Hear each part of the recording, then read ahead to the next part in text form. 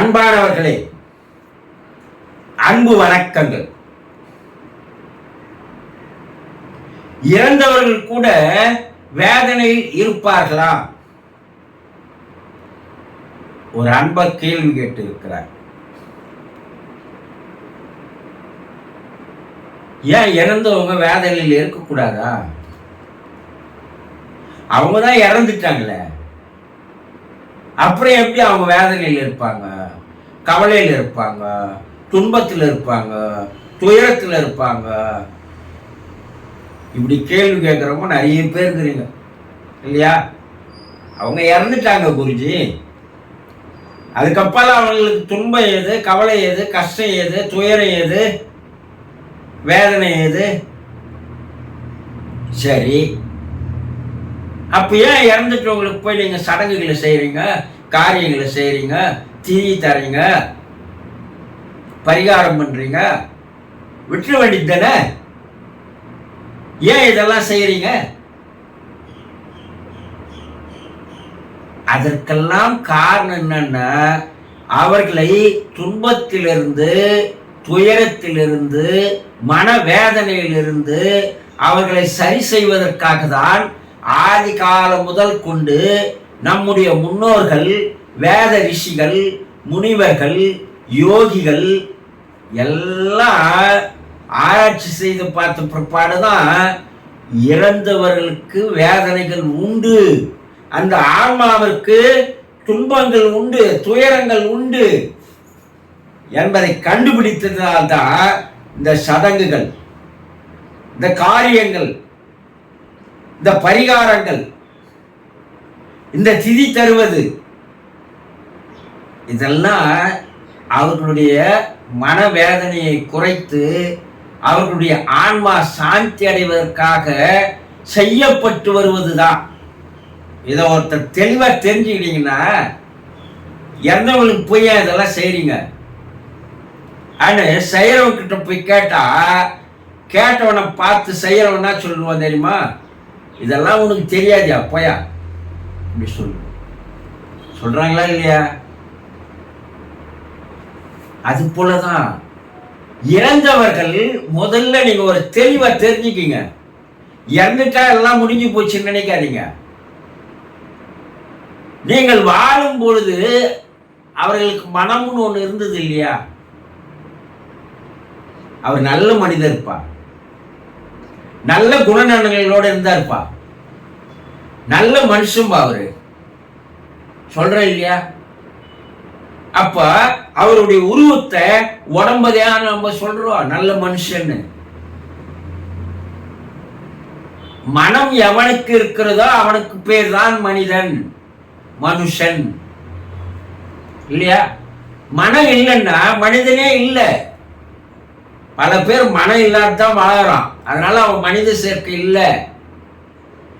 அவன் மிருகம், மிருகத்திற்கு கூட மனம் உண்டு. ஒரு நாய்க்கு நன்றி குணம் உண்டு. அந்த மன வேலை செய்தா தானே அது 10 வருஷத்துக்கு முன்னாடி நீ போட்டது, 5 வருஷத்துக்கு முன்னாடி நீ போட்ட உணவை சாப்பிட்டத 5 வருஷம் பொறுத்து உன்னை பார்த்தாலும் வாலாட்டுது, உங்ககிட்ட ஓடி வருது. மனம்னு ஒன்று அதுக்கு இருக்குது இல்ல, நீ யாருன்னு அதனுடைய மனசுல பதிவாகி இருக்குது இல்ல.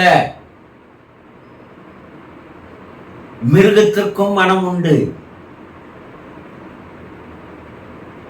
அப்போ மனிதர்களுக்கு மனம் இருந்தாதான், அந்த மனம்தான் பல பிறவிகளுக்கு தொடர்ந்து வருகிறது. உங்களை ஒரு மறுபிறவி எடுக்கிறதுக்கு விதை எது? இந்த பிறவில நீங்க வச்சிருந்த மனம்தான் அடுத்த பிறவி உங்களை எடுக்க வைக்குது. இந்த மனம் தொடர்ந்து பயணம் பண்ணுது. அப்ப இறந்து போனவருடைய உடம்பு தான் இறந்து போயிருக்குது.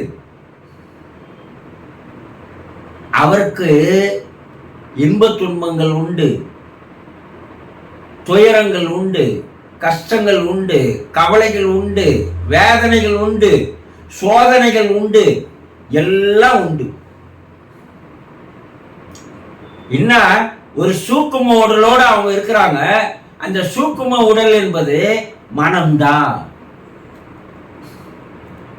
இப்ப அந்த மனம் உங்களை விட்டு பிரிஞ்சு போனது சந்தோஷம் நினைக்கிறா? இல்ல நீங்க உங்க குடும்பத்துல இறந்து போனார்ப்பா, ஒழிஞ்சு போச்சு பீட, நாள் நம்மள இருந்து உயிரை எடுத்து தொலைச்சாம்பா, சந்தோஷப்படுறீங்களா? அவன் குடிகாரனவே இருந்தாலும், அவன் எல்லாரையும் துன்புறுத்தனா இருந்தாலும், அவன் உங்களுக்கு உபயோகமே இல்லாத இருந்தாலும்,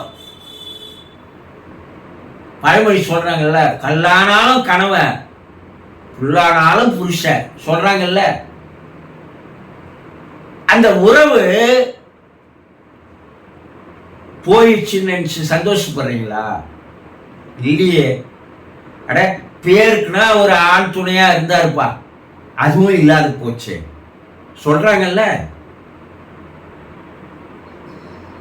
அப்ப உங்களை விட்டு பிரிந்து போனது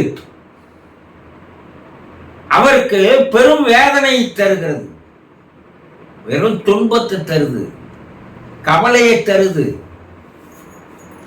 உங்களுக்கு இருக்குதோ இல்லையோ அவருக்கு இருக்குது. இந்த பிரிவை, உங்களோடு உண்டான உறவை அவர் துண்டித்துக் கொள்ளவில்லை. அவர் இன்னும் உங்களோட உறவில் தான் இருக்கிறார், உங்களுக்கு தெரியல. அப்போ உங்களோடு வாழ்ந்த வாழ்க்கையை எல்லாம் நினைத்து பார்த்து வேதனை அடைகிறார். இறந்து போன எல்லா ஆன்மாவும் என்ன பண்ணுதுன்னா, தான் பிறந்ததிலிருந்து இறப்பு வரை வாழ்ந்த வாழ்க்கையை நினைத்து பார்த்து அதனுடைய மனக்கண் முன் கொண்டு வந்து திரைப்படம் பார்ப்பது போல பார்த்து வேதனைப்படுகிறார்கள். ஒவ்வொரு நாள் நிகழ்ச்சியும் அவர் பிறப்பிலிருந்து இறப்பு வரை உண்டான உங்களோடு உண்டான அனைத்து நிகழ்வுகளும் சம்பவங்களும் நாட்களும் அனைத்தும் அவருடைய மனசுல பதிவாகி அப்படியே இருக்குது. அதை அவர் தனிமையில இப்ப இருக்கும்போது அதையெல்லாம் நினைத்து பார்க்கிறார். ஒரு கணவனாக இருந்தால் தன்னுடைய மனைவியோடு வாழ்ந்த வாழ்க்கையை, ஒவ்வொரு நாளுடைய வாழ்க்கையை, அந்த வாழ்க்கையில் நடந்த சம்பவங்களை, அதனுடைய நிகழ்வுகளை நினைத்து பார்த்து, ஐயோ இப்படியெல்லாம் அவளோடு வாழ்ந்த மனைவியோடு அதையெல்லாம் விட்டு விட்டு வந்து விட்டோமே, மறுபடியும் இது போல ஒரு வாழ்க்கை கிடைக்குமா? மறுபடியும் அந்த உறவு, மனைவி என்ற அந்த உறவு நமக்கு கிடைக்குமா? அதில் அவளே அடுத்த பிறவிக்கு வருவாளா? இல்லையே. இருக்கும்போது அவளை நம்ம சரியா கவனிச்சுக்கலையே, அவள் பேர்ல அன்பு செலுத்தலையே. அவன் நம்ம பேர்ல அன்பு செலுத்தினாலே, நம்மை கண்ணினை போல் பாதுகாத்தாலே. எப்ப அதெல்லாம் ஃபீல் பண்றாங்கன்னா, இறந்த பிற்பாடு கணவனும் அதை நினைத்து வேதனைப்படுகிறான். மனைவி இறந்திருந்தால் மனைவியும் தன் கணவனை நினைத்து வேதனைப்படுகிறாள். என்ன அன்பா பார்த்துக்கினாரே, அக்கறையா பார்த்துக்கினாரே, என்னுடைய தகப்பனாரை மிஞ்சுகின்ற வகையில் என்னை பார்த்து கொண்டாரே. மனைவி வேதனைப்படுறான், கணவன் மனைவி நினைச்சு வேதனைப்படுறான், பிள்ளைகளை நினைத்து வேதனைப்படுகிறார்கள். தாய் தந்தை உயிரோடு இருந்தால் தாய் தந்தையை நினைத்து வேதனைப்படுகிறார்கள். தாய் தந்தை இறந்திருந்தால் தன்னுடைய மகனை, மருமகளை, பேர பிள்ளைகளை நினைத்து வேதனைப்படுகிறார்கள். இறந்தவர்கள் யாராக இருந்தாலும் தன்னுடைய குடும்ப உறுப்பினர்களை நினைத்து, தன்னுடைய உறவுகளை நினைத்து, தான் வாழ்ந்த வாழ்க்கையின் நாட்களை நினைத்து வேதனைப்பட்டு கொண்டே இருக்கிறார்கள் என்பதுதான் உண்மை. புரிந்து கொண்டீர்களா? சந்தோஷம்.